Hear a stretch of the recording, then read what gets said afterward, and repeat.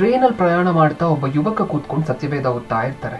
ಒಬ್ಬ ವ್ಯಕ್ತಿಯ ಯುವಕನ ಹತ್ರ ಬಂದು, ತಮ್ಮ, ನಾನೊಬ್ಬ ಸೈಂಟಿಸ್ಟ್ ಆಗಿದ್ದೀನಿ, ಆಗ್ಲಿಂದ ನೋಡ್ತಿದ್ದೀನಿ ನೀನ್ ಏನೋ ಕೂತ್ಕೊಂಡು ಓದ್ತಿದ್ಯಲ್ವಾ, ಏನ್ ಮಾಡ್ತಿದ್ಯಾ ಅಂತ ಹೇಳಿ ಕೇಳ್ತಾರೆ.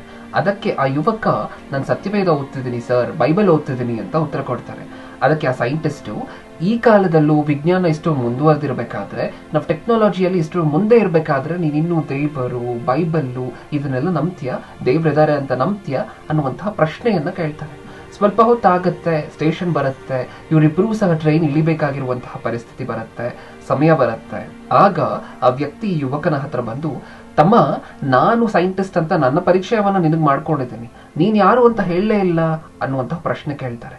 ಆಗ ಯುವಕ ತನ್ನ ಕಾರ್ಡ್ ಅನ್ನ ತೆಗೆದು ಈ ವ್ಯಕ್ತಿಗೆ ಕೊಡ್ತಾರೆ. ಆ ಕಾರ್ಡ್ ಅನ್ನ ನೋಡಿದ ನಂತರ ಗೊತ್ತಾಗತ್ತೆ, ಇಷ್ಟಕ್ಕೂ ಆ ಟ್ರೈನಲ್ಲಿ ಕುತ್ಕೊಂಡು ಬೈಬಲ್ ಓದ್ತಿದ್ದಂತಹದ್ದು ಬೇರೆ ಯಾರು ಅಲ್ಲ, ಎಲೆಕ್ಟ್ರಿಕ್ ಬಲ್ಬ್ ಅನ್ನ ಕಂಡು ಹಿಡಿದಿರುವಂತಹ ವಿಜ್ಞಾನಿ, ಮಹಾ ಮೇಧಾವಿ ಥಾಮಸ್ ಆಲ್ವಾ ಎಡಿಸನ್ ಅಂತ ಹೇಳಿ.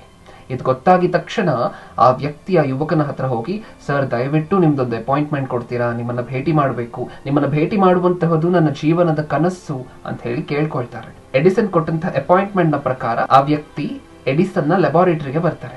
ಎಡಿಸನ್ ನ ಲ್ಯಾಬೋರೇಟರಿಯಲ್ಲಿ ಅತ್ಯಂತ ಅದ್ಭುತವಾಗಿರುವಂತಹ ಗ್ರಹಗಳು, ನಕ್ಷತ್ರಗಳು ಸೇರಿರುವಂತಹ ಒಂದು ಫಿಸಿಕ್ಸ್ ನ ಮಾಡೆಲ್ ಇರುತ್ತೆ. ಆ ಮಾಡೆಲ್ ಅನ್ನು ನೋಡಿದ ತಕ್ಷಣ ಈ ವ್ಯಕ್ತಿ ಎಡಿಸನ್ ಹತ್ರ ಒಂದು ಪ್ರಶ್ನೆ ಕೇಳ್ತಾರೆ, ಸರ್ ಇದನ್ನೆಲ್ಲ ನಿರ್ಮಾಣ ಮಾಡ್ಲಿಕ್ಕೆ ನಿಮಗೆ ಎಷ್ಟು ವರ್ಷಗಳಾಯ್ತು, ಯಾರು ಸರ್ ಇದನ್ನ ನಿರ್ಮಾಣ ಮಾಡಿದ್ದು ಅನ್ನುವಂತ ಪ್ರಶ್ನೆ ಕೇಳ್ತಾರೆ.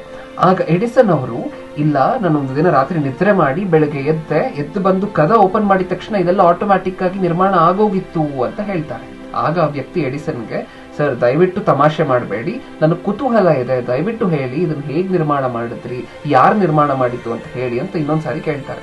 ಆಗ ಎಡಿಸನ್ ಇನ್ನೊಂದ್ಸಾರಿ ಹೇಳ್ತಾರೆ, ನಾನು ನಿಜ ಹೇಳ್ತಿದ್ದೀನಿ, ಇದೆಲ್ಲ ತನ್ನಷ್ಟಕ್ಕೆ ತಾನೇ ಒಂದು ದಿನ ಕದ ತೆಗೆದ ತಕ್ಷಣ ಎಲ್ಲವೂ ಸಹ ತನ್ನ ಜಾಗದಲ್ಲಿ ತಾನಿತ್ತು ಅಂತ ಹೇಳಿ ಹೇಳ್ತಾರೆ. ಆಗ ಆ ವ್ಯಕ್ತಿ ಎಡಿಸನ್ ಹತ್ರ ಕೊನೆಯದಾಗಿ ರಿಕ್ವೆಸ್ಟ್ ಮಾಡ್ಕೋತಾರೆ, ಸರ್ ದಯವಿಟ್ಟು ಪ್ಲೀಸ್ ಹೇಳಿ, ಸುಳ್ಳು ಹೇಳ್ಬೇಡಿ, ಇದನ್ನೆಲ್ಲ ಹೇಗ್ ನಿರ್ಮಾಣ ಮಾಡಿದ್ರಿ, ಎಷ್ಟು ಟೈಮ್ ಹಿಡಿತು ನಿಮಗೆ ಅಂತ ಹೇಳಿ ಕೇಳ್ತಾರೆ. ಆಗ ಎಡಿಸನ್ ಅವರು ಒಂದು ಮಾತು ಹೇಳ್ತಾರೆ, ಈ ಪುಟ್ಟ ಮಾಡೆಲ್ ಏನಿದೆ ಇದು ತನ್ನಷ್ಟಕ್ಕೆ ತಾನೇ ನಿರ್ಮಾಣ ಆಯ್ತು ಅಂದ್ರೆ ನೀನ್ ನಂಬ್ತಾ ಇಲ್ಲ. ಈ ಪುಟ್ಟ ಮಾಡೆಲ್ ನ ಹಿಂದೆ ಒಬ್ರು ನಿರ್ಮಾಣಕರು ಇರ್ಬೇಕು ಅಂತ ಹೇಳಿದ್ರೆ, ವಿಶಾಲವಾಗಿರುವಂತಹ ಆಕಾಶವನ್ನ ಒಂದ್ಸರಿ ನೋಡು, ಈ ವಿಶಾಲವಾಗಿರುವಂತಹ ಭೂಮಿಯನ್ನ ಒಂದ್ಸಾರಿ ನೋಡು, ಸೂರ್ಯ ಚಂದ್ರ ನಕ್ಷತ್ರಗಳನ್ನ ಒಂದ್ಸಾರಿ ನೋಡು. ಇವೆಲ್ಲವೂ ಸಹ ದೇವರಿಲ್ಲದೆ ತನ್ನಷ್ಟಕ್ಕೆ ತಾನೇ ನಿರ್ಮಾಣ ಆಯಿತು ಅಂತ ಹೇಳುವಂತಹದ್ದು ಎಷ್ಟರ ಮಟ್ಟಿಗೆ ಸರಿ. Where there is a creation there should be a creator. ಸೃಷ್ಟಿಯ ಹಿಂದೆ ದೇವರು ಇದ್ದಾರೆ.